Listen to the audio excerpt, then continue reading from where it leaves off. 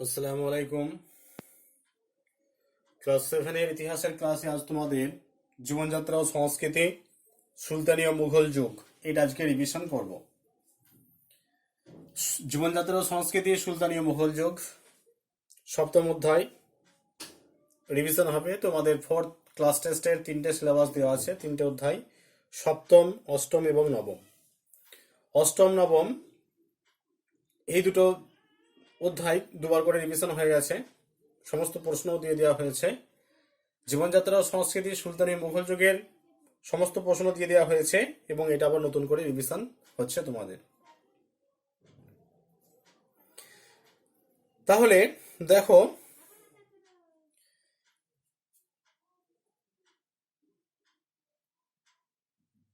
ইতিহাসের একটা অন্যতম বৈশিষ্ট্য হচ্ছে যে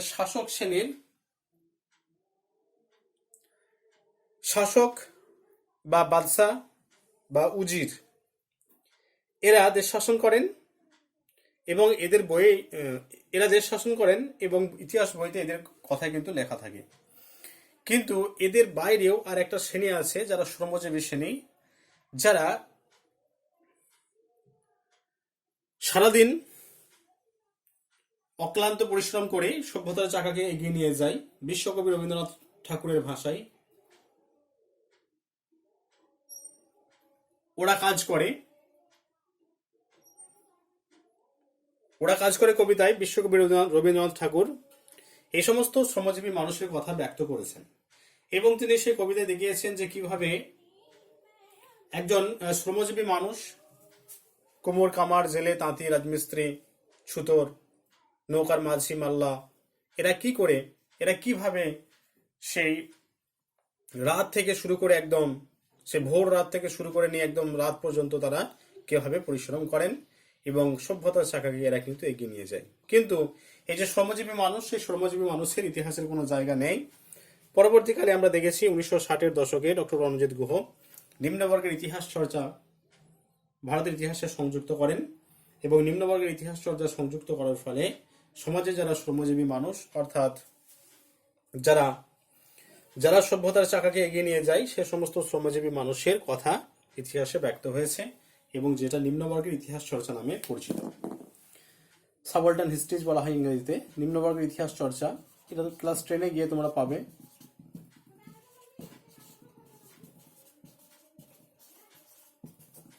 ঠিক আছে, নিম্নবর্গের ইতিহাস চর্চা সাবঅল্টার্ন স্টাডিজ বলা হয় নিম্নবর্গের ইতিহাস চর্চা। ডক্টর রণজিৎ গুহ 1960-এর দশকে এটা ভারতবর্ষে কিন্তু এই ইতিহাস চর্চাটা শুরু করেছিলেন, নিম্নবর্গের ইতিহাস চর্চা। তোমাদের দেখো, সুলতানি এবং মুঘল যুগের যে সমাজ ব্যবস্থা, সেই সমাজ ব্যবস্থা যদি আমরা বিশ্লেষণ করি তাহলে আমরা দেখব যে সুলতানি এবং মুঘল যুগের যে সমাজ ব্যবস্থা, সেই সমাজ ব্যবস্থা হচ্ছিল যৌথ পরিবার ভিত্তিক। সুলতানি এবং মুঘল যুগের যে সমাজ ব্যবস্থা, সেই সমাজ ব্যবস্থা ছিল যৌথ পরিবার ভিত্তিক, অর্থাৎ একটা পরিবারের মধ্যে দাদু, বাবা, কাকা, জেঠা এরা সকলেই বসবাস করত। যৌথ পরিবার ভিত্তিক ছিল সমাজ ব্যবস্থা এবং এই পরিবার অর্থাৎ সুলতানি এবং মুঘল যুগের যে পরিবার, সেটা ছিল পরিবারে যিনি প্রধান ছিলেন, সুলতানি এবং মুঘল যুগের পরিবারে যিনি প্রধান ছিলেন তিনি হলেন পিতা, অর্থাৎ সুলতানি এবং মুঘল যুগের সমাজ ছিল পিতৃতান্ত্রিক সমাজ, অর্থাৎ পুরুষ শাসিত সমাজ বা পিতৃতান্ত্রিক সমাজ। সুলতানি এবং মুঘল যুগের যে সমাজ ছিল সেটা ছিল পিতৃতান্ত্রিক সমাজ বা পুরুষ শাসিত সমাজ।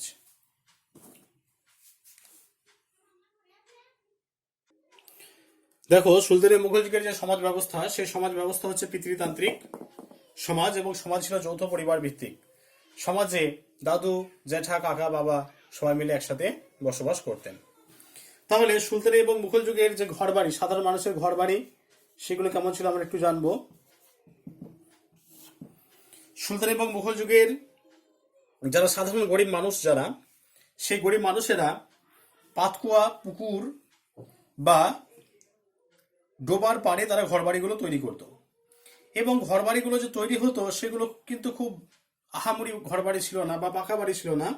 কোন রকমের মাথা গোঁজার ঠাঁইটা তারা কিন্তু তৈরি করতেন। কি কি দিয়ে তারা তৈরি করতেন সেগুলো? কয়েকটি গাছের গুঁড়ি, খড় বা পাতা দিয়ে তারা তাদের বাড়ি ঘরগুলো তৈরি করতেন। অর্থাৎ সুলতানি এবং মুঘল যুগের সমাজে যারা গরিব মানুষ, তাদের অবস্থা ছিল খুবই শোচনীয়। তাদের অবস্থা যদি ভালো থাকতো তাহলে তারা অবশ্যই পাকা বাড়িতে বসবাস করতো, কিন্তু যেহেতু তারা ছিলেন হত দরিদ্র বা দরিদ্রের থেকেও দরিদ্র যদি আমরা বলি সেক্ষেত্রে ভুল হবে না, তাই তারা কিন্তু কয়েকটা গাছের গুঁড়ি, খড় বা পাতা দিয়ে তারা ঘরগুলো তৈরি করত। নেক্সট হচ্ছে জীবিকা।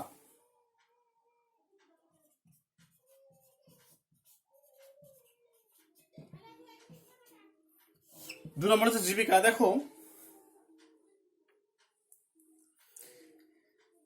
সুলতান এবং মুঘল যুগের সাধারণ মানুষেরা বেশিরভাগ গ্রামে বসবাস করতেন। যেহেতু তারা গ্রামে বসবাস করতেন, তাই তাদের প্রধান জীবিকা ছিল চাষবাস। তারা চাষবাস করতেন এবং যে সমস্ত কৃষিজ ফসল তারা উৎপন্ন করতেন তাদের মধ্যে অন্যতম ছিল ধান, গম, তিল, মুগ, মসুর এবং বিভিন্ন রকমের শাকসবজি। তিল, গম, ধান, মুগ, মসুর এবং বিভিন্ন রকমের শাকসবজি তারা কিন্তু চাষ করতেন এবং এগুলো বিক্রি করে নিজেদের প্রয়োজনের অতিরিক্ত শস্য তারা বিক্রি করে নিজেদের জীবিকা নির্বাহ করতেন। 3 নম্বর হচ্ছে খাদ্য। খাদ্যশস্য বা খাদ্য। দেখো, সরকারি খাজনা এবং নানা রকমের মহাজনদের বা যারা শাসক শ্রেণী ছিলেন তাদের নানা রকমের পাওনা মেটানোর পর তাদের হাতে যৎসামান্য পরিমাণ খাদ্যশস্য থাকতো। যৎসামান্য পরিমাণ অর্থাৎ খুব কম থাকতো। তাহলে তাদের হাতে যেগুলো থাকতো সেগুলো দিয়ে তারা কোনো রকমে সারাদিনের মধ্যে একবার খিচুড়ি রান্না করে খেত এবং সম্ভবত সেটা ছিল সন্ধ্যার দিকে। ঠিক আছে, তারা সারাদিন উপোস, সন্ধ্যাবেলা, আজ সন্ধ্যাবেলায় খাচ্ছে একবার, আবার সারাদিন উপোস, আবার তার পরের দিনের সন্ধ্যাবেলায় তারা একবার খাচ্ছে। অর্থাৎ খিচুড়ি রান্না করে তারা খেত। তারা এটা বুঝতো যে খিচুড়ি যদি রান্না করা হয় তাহলে পরিমাণটা অনেক বেশি হবে, যেহেতু ভাত রান্না করলে আসামের যেটাকে মার বলে, ঠিক আছে, সেটা বের করে দিতে হয়, ফলে পরিমাণটা অনেক কমে যায়। তাই তারা কি করতো, খিচুড়ি রান্না করতো যাতে পরিমাণটা একটু বেশি হয় এবং সারা দিনের মধ্যে তারা কিন্তু একবার খেত। 4 নম্বর হচ্ছে খেলাধুলা।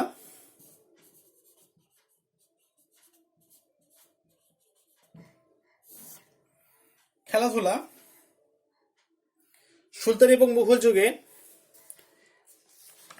মানুষরা অবসর বিনোদনের জন্য যখন তাদের হাতে ফাঁকা সময় থাকতো তখন অবসর বিনোদনের জন্য তারা কিন্তু খেলাধুলা করত এবং অভিজাত পরিবারের যারা মানুষ তারা খেলাধুলায় বেশি আগ্রহী ছিলেন, তবে সাধারণ পরিবারের মানুষরাও খেলাধুলায় অংশগ্রহণ করত।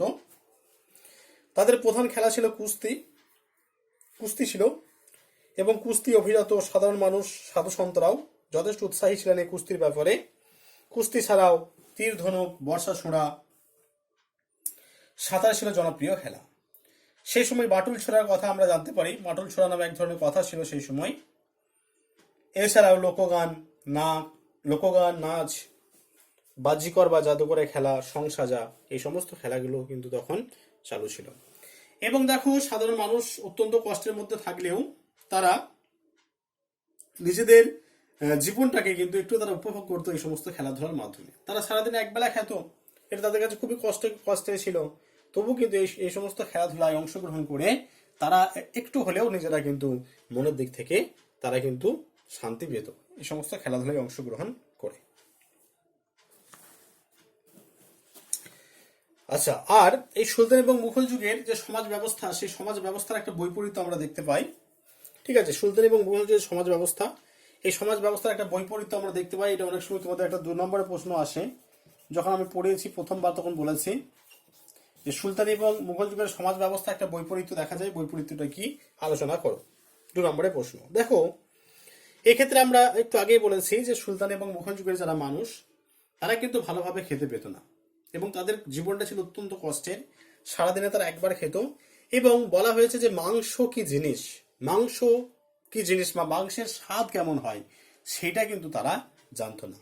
তবে উৎসব অনুষ্ঠানে যদি শাসক বর্গ তাদেরকে একটু আধটু খাবার দিতেন, ভালো খাবার দিতেন, তাহলে তারা কিন্তু ভালো খাবারের স্বাদটা পেত। তবে নিজেরা পয়সা খরচ করে, টাকা খরচ করে যে মাংস খাবেন সেরকম সামর্থ্য কিন্তু তাদের ছিল না।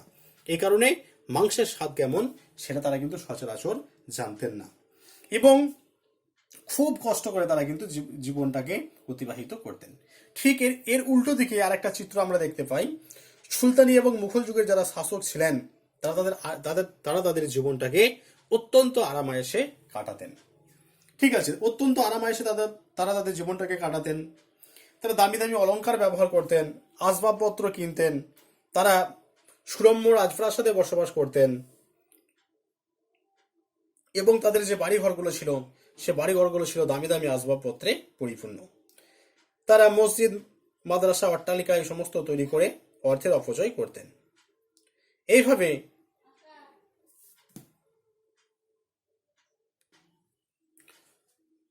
সুলতানি এবং মুঘল যুগের শাসকেরা কি করতেন? তারা সুরম্য রাজপ্রাসাদে বসবাস করতেন। রাজপ্রাসাদগুলো দামি দামি আসবাবপত্রে পরিপূর্ণ থাকতো। তারা নিজেরা দামি দামি অলংকার ব্যবহার করতেন। এইভাবে তারা নিজেদের জীবনটাকে আরামায়েশে কাটাতেন। আর তারা মসজিদ, মাদ্রাসা, অট্টালিকা এই সমস্ত তৈরি করে অর্থের অপচয় করতেন। এইভাবে সুলতানি এবং মুঘল যুগের সমাজ ব্যবস্থার মধ্যে একটা বৈপরীত্য দেখতে পাওয়া যায়। এটা 2 নম্বর আলাদা প্রশ্ন আসে। যদি 2 নম্বর আলাদা প্রশ্ন আসে তাহলে এটা এইভাবে তৈরি করবে।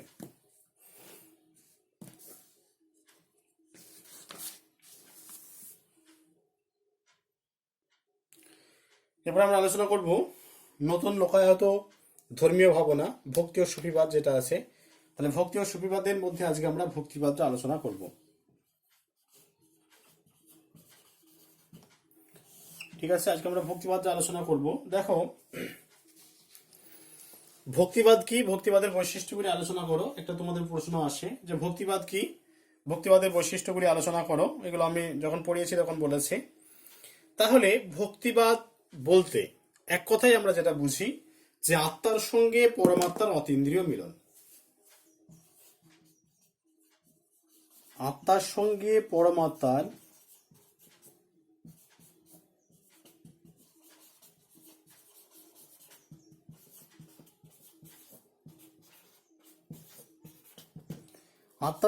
পরমাত্মার অতীন্দ্রিয় মিলনকে এক কথায় বলা হয় ভক্তিবাদ। ঠিক আছে, আত্মার সঙ্গে পরমাত্মা, আত্মা বলতে আমরা মানুষ, পরমাত্মা বলতে গেলে ঈশ্বর, ভগবান। ঠিক আছে, ঈশ্বর বা ভগবানকে পরমাত্মা বোঝাচ্ছে। তাহলে আত্মার সঙ্গে পরমাত্মার যে অতীন্দ্রিয় মিলন, সেই মিলনটাকে এক কথায় বলা হয় ভক্তিবাদ। অন্যভাবে যদি আমরা বিশ্লেষণ করি, অন্যভাবে যদি আমরা ব্যাখ্যা করি, তাহলে বলবো যে এক কথায় ভক্তিবাদ হলো ঈশ্বরের নিকট নিজেকে পুরোপুরি সমর্পণ করা। ঈশ্বরের নিকট নিজেকে পুরোপুরি সমর্পণ করা, এটাকে বলা হয় ভক্তিবাদ। তাহলে দেখো, দুটো অর্থ, দুদিক থেকে আমরা ব্যাখ্যা করছি। তাহলে ভক্তিবাদ কথার অর্থ হচ্ছে কি না, আত্মার সঙ্গে পরমাত্মার মিলন, এটা একটা দিক। অন্যদিকে যদি আমরা বলি তাহলে আমরা বলবো যে ভক্তিবাদ কথার অর্থ হচ্ছে ঈশ্বরের নিকট নিজেকে পুরোপুরি সমর্পণ করা। ঈশ্বরের নিকট নিজেকে পুরোপুরি সমর্পণ করাকে বলা হয় ভক্তিবাদ। এরপর এই যে ভক্তিবাদ, এই ভক্তিবাদের বেশ কিছু বৈশিষ্ট্য আমরা দেখতে পাই। ভক্তিবাদের বেশ কিছু বৈশিষ্ট্য আমাদের চোখে পড়ে। বৈশিষ্ট্যগুলো এরপর আমরা আলোচনা করব যে ভক্তিবাদের বৈশিষ্ট্যগুলো কি কি। ঠিক আছে, বড় প্রশ্ন তোমাদের আছে যে ভক্তিবাদ কাকে বলে, ভক্তিবাদের বৈশিষ্ট্যগুলি আলোচনা করো। তাহলে ভক্তিবাদের যে বৈশিষ্ট্য সেগুলো আমরা এরপর আলোচনা করব।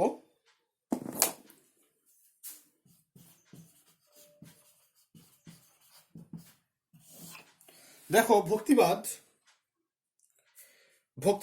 ভক্তিবাদের যে বৈশিষ্ট্য তার মধ্যে প্রথমেই হচ্ছে যে ভক্তিবাদের মূল কথাই হলো ভক্তির দ্বারা ঈশ্বর লাভ, বা ভক্তি হলো একমাত্র ঈশ্বর লাভের উপায়। ভক্তি অর্থাৎ ভিতর থেকে অর্থাৎ মানুষের আত্মা, একদম আত্মার অন্তঃস্থল থেকে কি করতে হবে, ঈশ্বরকে ডাকতে হবে, তবেই কিন্তু ঈশ্বর লাভের একমাত্র উপায় হবে। আমি ভিতর থেকে ঈশ্বর মানি না, মুখে বলছি, এরকম কিছু কাজ হবে না। অর্থাৎ বিশ্বাসটা কিন্তু একদম ভিতর থেকে করতে হবে, দৃঢ় বিশ্বাস রাখতে হবে, তবেই কিন্তু ঈশ্বর লাভের সেটা একমাত্র উপায়ে পরিণত হবে। এবং সেক্ষেত্রে অবশ্যই ভক্তি কিন্তু থাকতে হবে। তাহলে ভক্তি হলো ঈশ্বর লাভের একমাত্র উপায়। এটা হচ্ছে 1 নম্বর পয়েন্ট। 2 নম্বর দেখো, 2 নম্বর হচ্ছে যে ভক্তের সঙ্গে ভগবানের অতীন্দ্রিয় মিলন। অর্থাৎ আমরা সংজ্ঞাটাকে বিশ্লেষণ করে করে বলছি যে ভক্তের সঙ্গে ভগবানের অতীন্দ্রিয় মিলন। এটা হচ্ছে 2 নাম্বার। 3 নাম্বার পয়েন্ট হলো যে ভক্তিবাদের মূল বৈশিষ্ট্য হলো একেশ্বরবাদ। এটা হচ্ছে সবচেয়ে গুরুত্বপূর্ণ পয়েন্ট। একেশ্বরবাদ, যারা ভক্তিবাদী সাধক তারা একেশ্বরবাদে বিশ্বাসী। তারা মনে করে যে ঈশ্বর এক এবং অদ্বিতীয়। যারা যারা ভক্তিবাদী, যারা শাসক, যারা ভক্তিবাদে বিশ্বাস করে তারা ঈশ্বরকে এক বলে মনে করে। ঠিক আছে, অর্থাৎ বহুত্ববাদে তারা বিশ্বাসী নয়, তারা একেশ্বরবাদে বিশ্বাসী। তারা মনে করে ঈশ্বর এক এবং অদ্বিতীয়। 3 নাম্বার, ভক্তিবাদে জাতিভেদ। ঠিক আছে, ভক্তিবাদে জাতিভেদের কোনো উল্লেখ নেই, উঁচু নিচুর কোনো উল্লেখ নেই। তাহলে ভক্তিবাদে জাতিভেদ, পৌতলিকতা। তাহলে পৌতলিকতা একটা গুরুত্বপূর্ণ জিনিস।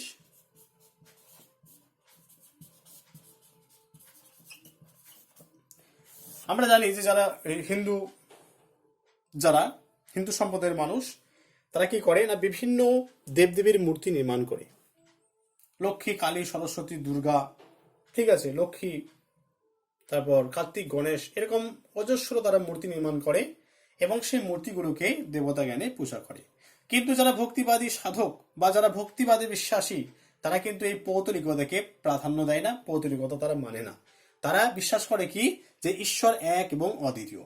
ঠিক আছে, ঈশ্বর একটাই এবং তিনি হচ্ছেন অদ্বিতীয়। অর্থাৎ ভক্তিবাদী যারা সাধক তারা পৌতলিকতায় বিশ্বাসী নয়, তারা পৌতলিকতা বিশ্বাস করে না। নেক্সট হচ্ছে ভক্তিবাদী সাধকরা মানুষের যে প্রচলিত ভাষা, অর্থাৎ মুখের ভাষা যেটা, সে মুখের ভাষায় সহজ সরলভাবে উপদেশ দিতেন, যাতে সাধারণ মানুষরা খুব তাড়াতাড়ি তাদের কথাগুলো, তাদের বিষয়টা খুব তাড়াতাড়ি তাদের বোধগম্য হয়, খুব তাড়াতাড়ি যাতে তারা বুঝতে পারে। তাহলে ভক্তিবাদী যারা সাধক তারা মুখের ভাষা, অর্থাৎ সাধারণ মানুষরা যে ভাষায় কথা বলে, অর্থাৎ প্রচলিত ভাষা যেটাকে আমরা বলি, সে প্রচলিত ভাষায় বা মুখের ভাষা, সাধারণ মানুষ যে ভাষায় কথা বলে সে ভাষায় ধর্ম উপদেশ দিতেন, যাতে সাধারণ মানুষরা খুব তাড়াতাড়ি বিষয়টাকে বুঝতে পারেন। তাহলে এইগুলো হচ্ছে ভক্তিবাদের সাধারণ বৈশিষ্ট্য। আরেকবার বলছি, তাহলে ভক্তিবাদ কথার অর্থ হলো কি, আত্মার সঙ্গে পরমাত্মার অতীন্দ্রিয় মিলন। ঠিক আছে, ভক্তিবাদের অর্থ হচ্ছে আত্মার সঙ্গে পরমাত্মার অতীন্দ্রিয় মিলন। ভক্তিবাদের যেগুলো সাধারণ বৈশিষ্ট্য সেগুলো কি, ভক্তিবাদের সাধারণ বৈশিষ্ট্য হচ্ছে, ভক্তিবাদের মূল কথাই হলো কিন্তু ভক্তি হলো ঈশ্বর লাভের একমাত্র পথ। ঈশ্বরকে লাভ করতে গেলে সেখানে অবশ্যই ভক্তি থাকতে হবে। ভক্তি যদি থাকে তাহলে ঈশ্বর লাভ অবশ্যই সম্ভব হবে। 2 নম্বর হচ্ছে ভক্তের সঙ্গে ভগবানের অতীন্দ্রিয় মিলন। ঠিক আছে, আত্মার সঙ্গে পরমাত্মার অতীন্দ্রিয় মিলন, যেটা এখানে আত্মা বলতে আমরা ভক্তকে বোঝাচ্ছি। ঠিক আছে, ভক্তের সঙ্গে ভগবানের অতীন্দ্রিয় মিলন। 3 নম্বর, ভক্তিবাদের মূল বৈশিষ্ট্য হচ্ছে কি একেশ্বরবাদ। ভক্তিবাদের মূল বৈশিষ্ট্য একেশ্বরবাদ, অর্থাৎ ভক্তিবাদী যারা শাসক তারা একেশ্বরবাদে বিশ্বাসী করে, তারা ঈশ্বর এক এবং অদ্বিতীয় এই তত্ত্বে তারা বিশ্বাসী। 4 নম্বর হচ্ছে যে ভক্তিবাদে জাতিভেদের কোনো জায়গা নেই। ঠিক আছে, জাতিভেদ, ব্রাহ্মণ, ক্ষত্রিয়, বৈশ্য, শূদ্র, এই যে জাতিভেদ, সে জাতিভেদের কোনো জায়গা নেই ভক্তিবাদে। আবার পৌতলিকতার কোনো জায়গা নেই। পৌতলিকতা বলতে বলেছি যে হিন্দু ধর্মের যারা মানুষ তারা বিভিন্ন দেবদেবীর মূর্তি নির্মাণ করে সেগুলোকে ঈশ্বর জ্ঞানে পূজা করে, কিন্তু যারা ভক্তিবাদী শাসক তারা কিন্তু এই পৌতলিকতায় বিশ্বাসী নয়। তারা ঈশ্বর এক এবং অদ্বিতীয় এই তত্ত্বে তারা বিশ্বাসী। আর 6 নম্বর পয়েন্ট হচ্ছে যে ভক্তিবাদী যারা সাধক তারা সহজ সরল ভাষায়, সহজ সরলভাবে প্রচলিত ভাষায় ধর্ম উপদেশ দিতেন, যাতে সাধারণ মানুষেরা খুব তাড়াতাড়ি সে ধর্ম উপদেশ বুঝতে পারেন। তোমাদের এর সঙ্গে পড়ে 4 জন ভক্তিবাদী সাধকের নাম। ঠিক আছে, 4 জন ভক্তিবাদী সাধকের নাম পড়ে, তাহলে অনেক নাম আছে। 4 জনের নাম আমি বলছি, তোমাদের বইয়ে দেখবে অনেক জনকার নাম দেওয়া আছে, তবে 4 জনের মধ্যে যারা প্রধান: রামানন্দ, কবির,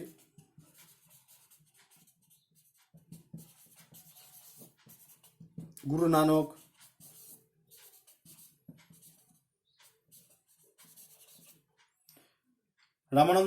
গুরু নানক, শ্রী চৈতন্যদেব।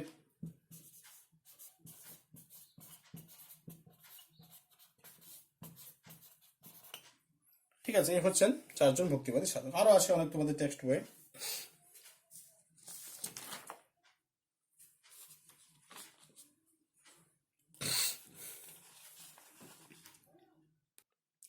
এরপর আমরা আলোচনা করব ভক্তিবাদী সাধক হিসেবে গুরু নানক।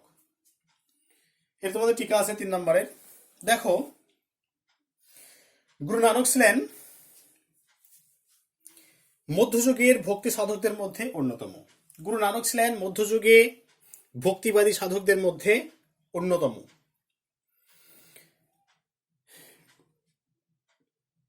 গুরু নানক যে ধর্মের প্রচার করেছেন বা গুরু নানকের প্রচারিত যে ধর্ম, সেই ধর্মের নাম শিখ ধর্ম। গুরু নানকের প্রচারিত যে ধর্ম, সেই ধর্মের নাম হচ্ছে শিখ ধর্ম। ঠিক আছে, তাহলে গুরু নানকের পূর্ব জীবন কি? গুরু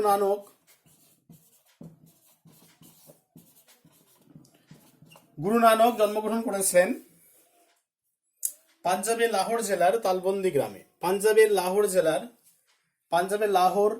জেলার তালবন্দি গ্রামে তিনি জন্মগ্রহণ করেছিলেন। ঠিক আছে, সময়কালটা কত? সময়কাল হচ্ছে 1469 খ্রিস্টাব্দ। 1469 খ্রিস্টাব্দে গুরু নানক পাঞ্জাবের লাহোরে তালবন্দি গ্রামে তিনি জন্মগ্রহণ করেছিলেন।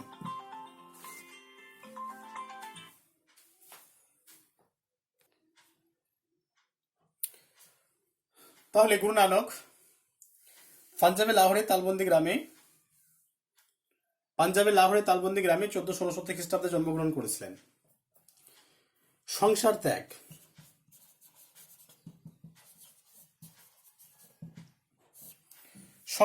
দেখো, গুরু নানক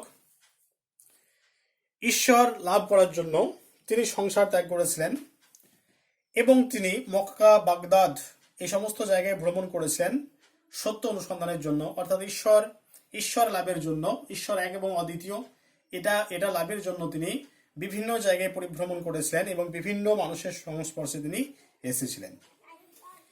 এরপর গুরু নানক যে ধর্মমত, সে ধর্মমত কি ছিল বা ধর্মের মূল বৈশিষ্ট্য কি ছিল? গুরু নানকের ধর্মমতের মূল বৈশিষ্ট্য দেখো, গুরু নানক যে কথাগুলো বলেছিলেন সেগুলোর মধ্যে অন্যতম হলো, অর্থাৎ গুরু নানকের যে ধর্মমত, সে ধর্মমতের মূল বৈশিষ্ট্যগুলো যদি আমরা বিশ্লেষণ করি তাহলে বলতে পারি যে ভক্তির দ্বারা ঈশ্বর লাভ সম্ভব। তিনি মনে করতেন যে ভক্তির দ্বারা ঈশ্বর লাভ সম্ভব, এটা 1 নম্বর। 2 নম্বর হচ্ছে তিনিও মনে করতেন অন্যান্য ভক্তিবাদী সাধকদের মতোই যে ঈশ্বর এক এবং অদ্বিতীয়। তার কাছে মূর্তি পূজা ছিল অর্থহীন, অর্থাৎ তিনি মূর্তি পূজায় বিশ্বাস করতেন না। হিন্দু ধর্মের মানুষরা বিভিন্ন দেবদেবীর মূর্তি নির্মাণ করেছে, তাদেরকে পুজো করে, সেই ক্ষেত্রে তিনি বিশ্বাসী ছিলেন না, অর্থাৎ মূর্তি পূজা তার কাছে অর্থহীন ছিল। তিনি ঈশ্বরের নাম জপ, ঠিক আছে, ঈশ্বরের নাম জপে বিশ্বাসী ছিলেন। তিনি মনে করতেন ঈশ্বরের নাম জপ করলে মনের ভিতরে যে কালিমাগুলো আছে, অর্থাৎ কলুষতাগুলো আছে, সেগুলো আস্তে আস্তে মুছে যায় এবং মানুষ আস্তে আস্তে মানুষের হৃদয়টা আস্তে আস্তে উজ্জ্বল হয়ে যায় এবং মানুষ ঈশ্বরকে আরো ভালোভাবে চিনতে পারে। সর্বোপরি তিনি মানুষের সেবায় বিশ্বাসী ছিলেন। তিনি মনে করতেন যে মানুষের সেবা মানে ঈশ্বরের সেবা, এই তত্ত্বে তিনি বিশ্বাসী ছিলেন। তাহলে এই যে গুরু নানকের বাণী হিন্দু মুসলমান সকলকে আকৃষ্ট করেছিল, ঠিক আছে, এবং সকলে কিন্তু এই গুরু নানকের শিষ্যত্ব গ্রহণ করেছিল।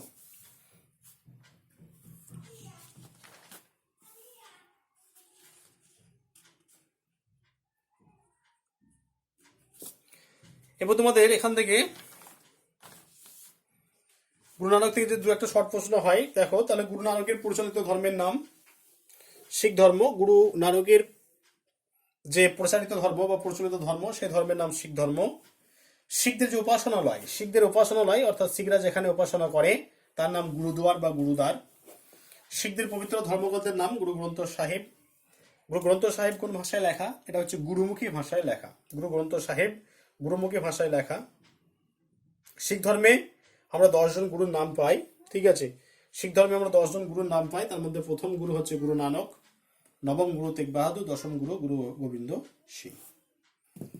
ঠিক আছে, এগুলো শর্ট প্রশ্ন, তোমাদের সেগুলো সব দেওয়া আছে, একবার রিভিশন করে দিলাম। ঠিক আছে, দেখো, যদি এখানে যদি আলোচনা করা হলো, অর্থাৎ ভক্তিবাদী সাধক হিসেবে গুরু নানক পর্যন্ত আলোচনা করা হলো। এত দূর আলোচনা করা হলো, কারো কিছু যদি অসুবিধা হয় অবশ্যই বলবে। এগুলো রিভিশন ক্লাস, অসুবিধা হওয়ার কিছু নেই। তাও যদি বুঝতে না পারো অবশ্যই আমাকে জানাবে, হোয়াটসঅ্যাপে মেসেজ করবে যদি কোনো পয়েন্টস বুঝতে না পারো। ঠিক আছে।